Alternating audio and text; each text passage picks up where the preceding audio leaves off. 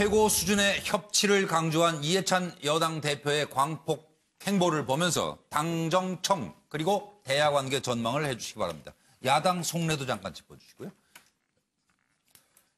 최고협치 약속한 이해찬 대표 첫 공식 일정을 시작했는데요. 취임 첫날 일정은 42.88%라는 득표로 당선을 이제 했고 현충원을 참배하고 첫 최고위원회의를 열었으며 문희상 국회의장을 시작으로 야당 릴레이 방문을 이어갔습니다. 당정청 협력을 강화하겠다. 여야 5당 대표회의를 제안했고 20년 집권 TF를 가동하겠으며 야당과 법안 예산 등의 난제를 풀어가겠다.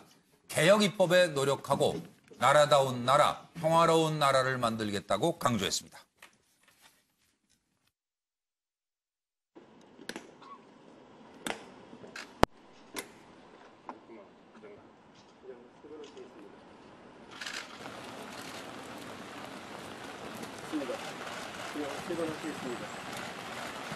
이제 분단 시대를 마감을 하고 평화 공존의 시대로 가는 길목에 있습니다. 그런 차원에서 두 분에게도 이해를 표하는 게 좋겠다는 생각이 들어서 참배를 했습니다.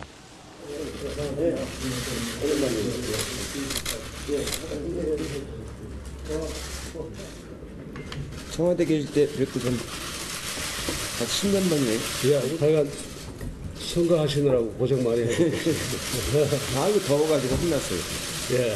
근데 우리는 우리 당에서는 대체로 의원들 의견이 대표님 되실 것이다 이렇게 좀 생각하고 있었습니다. 선거라는 걸 알 줄 알았나. 워낙 그 정책적 해안이 있으시고 또 뭐 결단력도 있으시니까 또 여러 가지 변화가 있지 않겠나 이런 생각도 하고 있습니다. 특히 이제 예전에 청와대 계실 때 이제 저희 당정청 회의를 많이 했잖아요. 그런 마음으로 이제 하시면 뭐. 예, 그래서 뭐 그때는 당정청 회의지만 아마 이제 대표님 맡으셨으니까 이제 여야 간의 대화도 더 돼야 안 되겠죠. 이것도 이제 시작이니까 조금 서둘러서 말씀들 해주시고 다음으로 넘어갈 텐데요. 여당, 야당 어느 쪽이 먼저 하시는 게 맞을까요? 먼저? 여당이 먼저 하면 야당이 많이 공격을 하겠죠. 그럼 제가 먼저 할게요. 예. 그럼 야당. 네. 제가 먼저 해주려고 그랬었는데. 네, 그림 겁속받아가는 거예요. 그림 보여주시면 이해찬 총리, 이해찬 대표는 상당한 원리주의자입니다. 그래서, 원리주의자. 이분이 아마 협치한다고 해봐야 제가 볼 땐 정의당, 민평당과 정도일 거고 한국당은 아마 김병준 대표는 조금 아까 그 화면을 보니까 좀 같이 협치하고 싶어 하는 것 같지만 한국당에서는 허용을 안 할 겁니다. 예.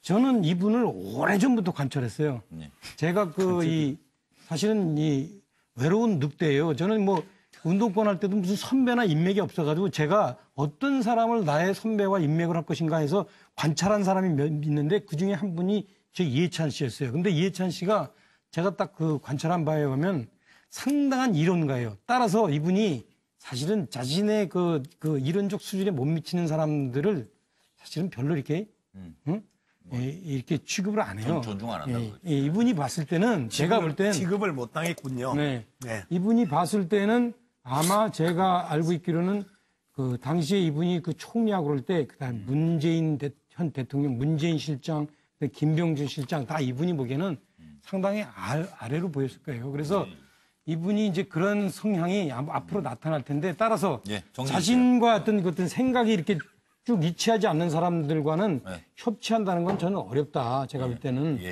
그것이 아마 아무리 송곳을 감추더라도 점점점 드러날 것이다. 그 이분에 관한 얘기 제가 겪은 것들은 앞으로 또 얘기 많이 나올 테니까 그렇죠. 하겠습니다. 두고두고 하시죠. 뭐 이제. 김영주 전 의원님 받아주십시오. 예.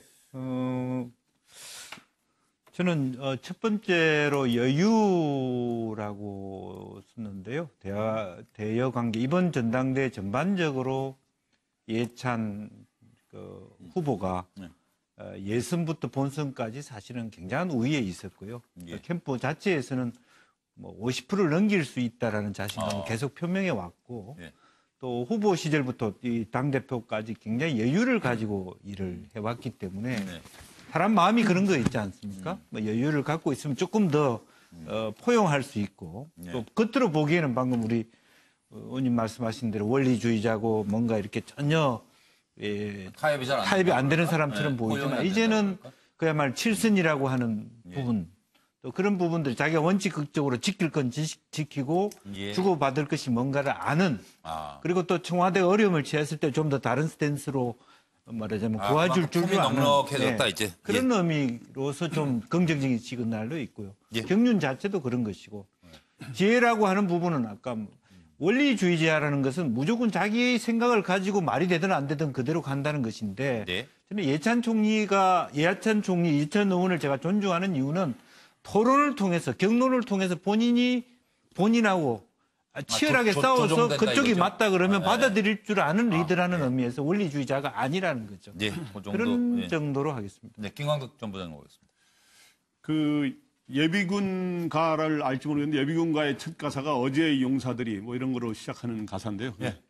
지금 딱 보면은 지금 여야 사당에 포진한 대표라든가 주요 인사를 보면 바로 노무현 정부 말기 2007년에 주역들이 지금 딱 포진한 그런 양상입니다. 그러니까 이해찬 민주당 대표, 정동영 민주평화당 대표, 김병준 한국당 대표, 손학규 지금 전 대표는 지금 바른미래당에서 경선 중인데 대표 당선 가능성이 높은 사람으로 이제 거론되고 있고요.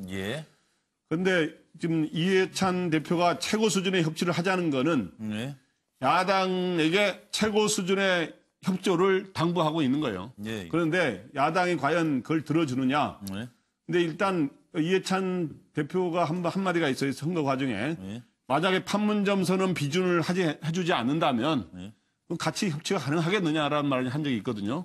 근데 지금 한국당이 그러한 문제에 대해서 제가 보기 현재는 당장 원내대표가 해주지 않겠다는 입장을 보이고 있기 때문에 비핵화에 진전이 없으면 안 하겠다는 입장이기 때문에 쉽지만은 않을 거고 네 사람 사이에 이런 게 있을 거예요. 누가 내가 우위에 있는가. 그런데 이제 이해찬 대표는 내가 노무현 정부 말기 때 우리 네 사람 관계로 내가 당시 총리였고 정동영 대표는 당시 장관이었고 김병준 정책실장이었고 이러니까 이제 내가 우위에 있다는 생각을 할 텐데 정동영 대표 입장에서는 당시 2007년 대통합민주시당 대선 후보 경선 때 정동영, 손학규, 이해찬 세 사람이 경쟁했을 때 정동영 후보가 되지 않았습니까? 네, 그렇습니다. 손학규가 전 대표가 2등을 하고요. 그런 것 때문에 자기가 우위에 있다고 생각할 거고. 그 다음에 이제 그런 여러 가지 측면에서 서로들의 이제 신경전, 내가 우위에 있다. 지금 김병준 대표 입장에서는 당신은 지금 여권의 2인자지만 나는 제1야당의 지금 대표예요. 이런 심리가 또 있을 거고. 그래서 쉽지만은 않고 긴장 관계가 형성될 거다. 이렇게 생각이 됩니다. 네, 양무석 박사로입니다. 60대들이 뭐 우위에 대한 그 신경전 이런 게 있을까? 이제 저는 그런 생각을 해봅니다. 정반대로 지금 현재의 위치가 상당히 이제 중요한 부분이고요. 그리고 뭐 앞서도 계속 뭐 다른 분들 말씀하셨던 것처럼 노무현 정부에서의 국무총리 이해찬 정책실장 김병준 통일부 장관 정동영 그다음에 당시에 그 열린우리당으로 입당한 손학규 의원 뭐 이제 이런 부분들은 말은 통한다. 말은 통한다. 그래서 협치의 가능성을 우리가 이제 조심스럽게 기대를 해보는데 이해찬 총리가 그 당 대표가 되면서 가장 불편할 수 있는 사람이 김병준 그 비대위원장입니다. 왜 그러냐면 예전에는 말은 통했거든요. 합리적이었고 논리적이었고 그리고 합의를 해 나가는 그러한 그 토론 문화였는데 그때는 한편이었고.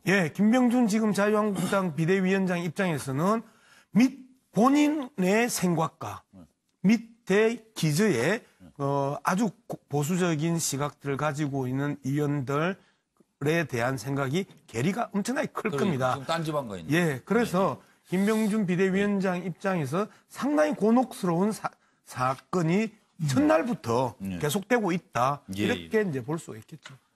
자, 어떻게 김한규 변호사님 말씀 주세요. 저도 외형상으로는 지금 굉장히 우리나라 정당사에 이런 일이 있을까 생각할 정도로 여야 당대표 내지 지금 뭐 김병준 위원장도 일단 대표 형식이니까 지금 대표자의 입장이니까 다 한 식구였지 않습니까? 불과 10년 전만 해도 약 10여 년 전만 해도 한 식구였단 말입니다. 이런 적이 과거에 있었는지 잘 모르겠는데요. 되게 이례적인 상황입니다. 근데 김병준 위원장 입장에서는 뭔가 의욕을 갖고 제1야당의 좀 개혁을 지금 조금씩 추진하고 있는 마당에 예. 지금 이해찬 신임 대표랑 그 김병준 위원장 입장에서는 또 같은 정권에서 지금 뭐 총리랑 부총리도 있었고 그래서 자칫하면은 뭔가 김병준 입장에서 뭔가 협치 내지는 뭔가 이런 입장에 어떤 스탠스를 취할 수도 있겠는데 그렇게 되면은 또 한국당의 어떤 좀 보수적인 어떤 입장에서는 야 이거 지금 뭐 우리가 지금 이중대로 나가는 거냐 이런 어떤 자칫하면 오해를 살 수 오해를 더 보일 수 있죠. 그러니까 그게 예, 그래서 더 아마 국익을 입장을 추진한다고 해도 예. 그거에 대한 불편함이 있지 않을까 좀 생각이 있습니다. 최진영 변호사님은 어떻게 전망하세요? 아까 그 남북 관계, 북미 관계를 오리무중이다라고 날씨로 풀었는데 이 부분도 약간 날씨로 한번 풀어보고 싶습니다. 네. 지금 한마디로 당정청 관계에 있어서는 약간 흐림 정도가 아닐까. 맑음보다는 살짝 구름이 낀 그런 모습인 것 같고 여야 관계는 먹구름 이렇게 저는 표현을 했습니다. 예. 가운데 제가 그 썼는 것이 DJ도 못 말린 강성 이미지 이렇게 했는데 실제로 지금 그 이회찬 그 대표 같은 경우에는 본인이 쓴 책에서 나는 절대 원리주의자가 아니다. 나는 계량주의자다. 이렇게 얘기를 하지만 일반인들이 생각하기에 이회찬 대표가 계량주의자면은 일반인 보통 사람들은 거의 뭐 무골 호인이 될 정도로 강성 이미지 아니겠습니까? 실제로 그 당정청 관계에 있어서도 지금 그 이번 경선 과정에서 문 대통령에 대해서 문 실장이라는 얘기에 대해서 해명을 했습니다만 기본적으로 문 대통령에 대한 본인의 마음속 생각이 약간 드러난 부분이라는 부분 그리고 또 뭐 그때 역사적 사실을 얘기할 어쨌든 간에 테니까 그리고 그때 지난번 노무현 신고 대통령 때 지라고 같은 뭐 경우에도 얘기했고. 아주 그 실세 총리였지 않습니까? 아이, 그런 그럼요. 측면에서는 네. 실제 당정청 관계에서 자기 목소리를 낼 가능성이 높다라는 측면에서 약간 흐림 이렇게 했고 여야 관계에 있어서는 실제 지난 경선 과정에서는 뭐라고 했습니까? 협치를 어떻게 할 것이냐 했더니만 원칙 있는 협치라고 했습니다. 그리고 당선되고 났더니만 이제 최고 수준의 협치다라고 말씀을 살짝 바꿨습니다만 본인의 복심은 이른바 원칙 있는 협치에서 원칙에 그 포커스가 있다라고 한다고 하면은 과연 이와 같은 원칙 있는 협치를 가지고 야당을 특히 보수 야당을 포괄할 수 있을지에 대해서는 의문이다 이렇게 말씀드리고 싶습니다. 과거를 잊어야 되는 거 아니에요? 나는 총리였다. 그러시기를 저도 바라겠습니다. 그래야 미래를 열 수 있지 않을까. 예. 진정한 협치를 통해서 지금 차 연유 안 하셨나요? 아까 하셨고 맨 처음에. 네. 지금 시간이 한참 지나간 것 같아요. 6시 38분으로 넘어가겠습니다. 요란했던 출발에 비하면 참 싱겁게 끝나는 것이 아닌가 싶은데요. 드루킹 특검 오늘 60일간의 수사 결과를 발표했습니다.